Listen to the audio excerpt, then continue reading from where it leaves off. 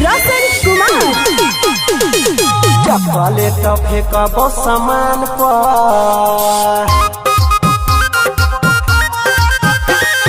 Chocolate फेंकबो सामान पर, छौरी है हमारा दुकान पर। चॉकलेट फेंकबो सामान पर, छौरी है हमारा दुकान पर। हमारा दुकान पर, हमारा दुकान पर, हमारा दुकान पर, हमारा दुकान पर।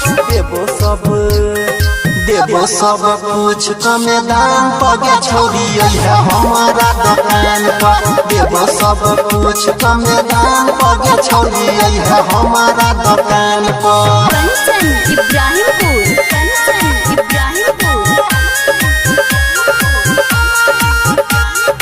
Music by Roshan Kumar. Present by Yuva Star Music. तोरा खातिर कर देबो सब कुछ छूट गे, अपने हाथ सखिए बोगी सकूट गे। तोरा खातिर कर देबो सब कुछ छूट गे, चुमा लेबो बैठ के मचान पर, छौरी है हमारा दुकान पर।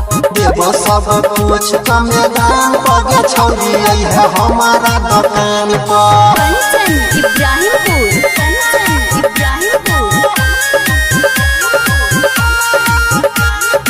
Music by Roshan Kumar.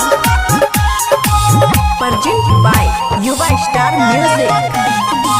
करबो हम जान रोज तोरे इंतजार गे, हमारे दुकान पर तू है बार बार गे।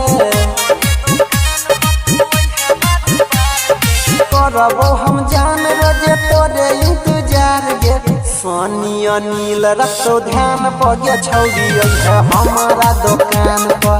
देबो सब कुछ कम दाम पर, छौरी है हमारा दुकान पर। हमारा दुकान पर, हमारा दुकान पर, हमारा दुकान पर, हमारा दुकान पर। देबो सब कुछ कम दाम पर, छौरी है हमारा दुकान पर। देबो सब कुछ कम दाम पर, छौरी है हमारा दुकान पर।